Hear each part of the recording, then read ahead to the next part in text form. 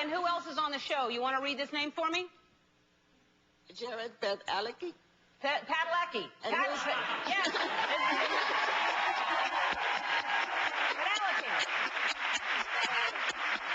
Padalecki. And his new show is... It's on a show from Supernatural. It's not just natural, it's Supernatural Show Mag.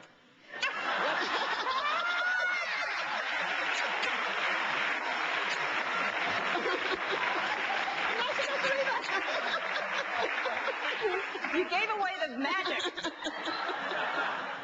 Supernatural Show Mag. It's on the WB. It's called Supernatural, and this, I don't know if you've seen this. I was looking through Us Weekly, and just minding my own business, I open up the magazine and look what's in here. When something we can't explain occurs, few say we deny it, but somewhere in the dark corners of our mind, we believe.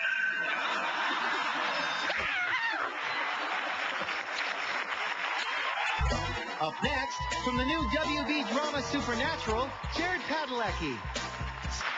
You'll recognize our next guest from the Gilmore Girls. Lately, you can catch him chasing ghosts on the WB's new hit, Supernatural. Take a look.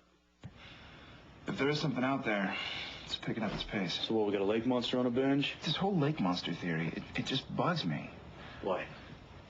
Loch Ness, Lake Champlain, there are literally hundreds of eyewitness accounts, but here, almost nothing. Whatever it is out there, no one's living to talk about it. Please welcome Jared Padalecki. Very superstitious, writing on the wall. Very superstitious, letters on the wall. Thank you, Jared. That's so sweet. And it looks like you actually did make this sandwich. Well, I don't want to take all the credit for it, but no, I can't lie to you. I didn't make the sandwich. Oh, you didn't? I didn't make the sandwich or the Altoids, Oh, but that's sweet that I you figured think it would about look good. Altoids because yeah, I'd need I it saw after the this. onions and I just thought, you know what Ellen needs? She needs some breath mints. Yeah, because you never know what happens on this show. Yeah, Thank you. I mean, Thank you so much. You're right.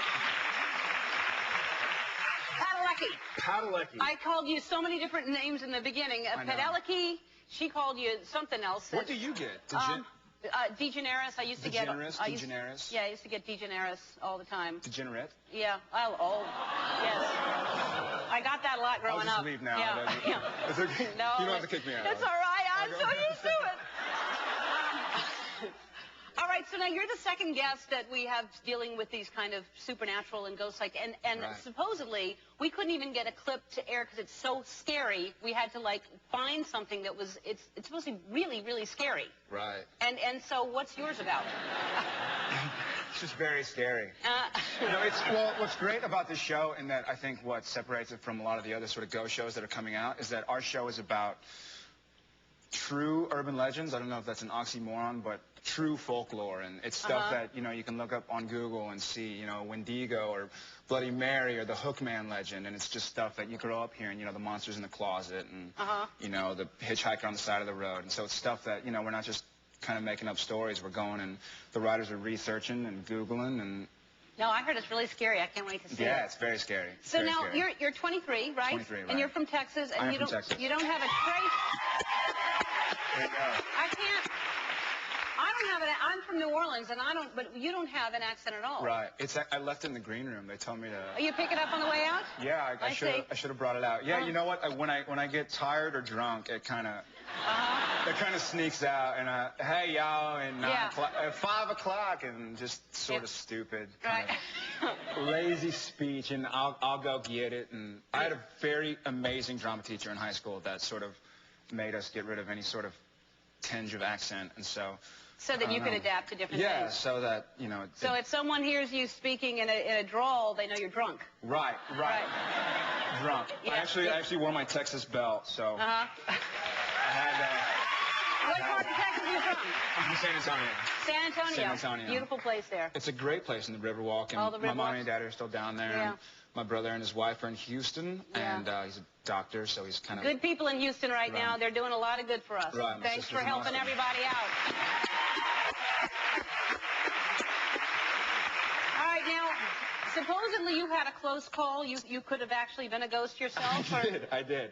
It's sort of a goofy story. I was filming a movie called Flight of the Phoenix, and we were in Africa in the Namibian sand dunes, and we were on sand roads that were just sort of, you know, you follow the tracks of the car that's in front of you. And I wasn't used to driving in sand. I grew up in Texas where it's asphalt and gravel, if anything. But the car started to swerve a little bit, and so I started to try and get straight, and it just turned, and it ended up flipping, and I'm on the side of the road, and it does a whole roll, and it lands upright, and you sort of at the second of, like, am I okay? What's going on? And you sort of crick your neck and you move your back.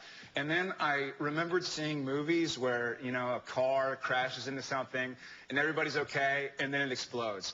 And so I'm like, oh no. And I open up my door and I run across the street, and I'm like 50 feet away, like, okay, thank God I'm not going to be in it when it explodes. And I'm looking at the car, and it's not exploding, and it doesn't really look damaged. And I realize that I just ran out of a car after flipping it. And I start looking around, and I'm like, there's not sounds. There's no wind. There are no birds or trees. I'm dead. I thought, I was sure that I was dead. I had just heard some story about a guy who sees a car accident and goes up to help and sees it's himself inside. And I was like, that is me. I am dead. I better call set and tell him I'm dead. So I run back to the car, and so I run back to the car to get my phone, and I turn the car upside down, which it's now used to because it just flipped. And I look for the phone, and I can't find the phone. And I'm like, of course I can't find the phone. I'm dead. I don't need the phone. Why would I need the phone? But eventually, you know, 30 minutes later, my buddy Eric drives by on his way to set, and I figure out I'm not dead. And here I am, not dead. All right.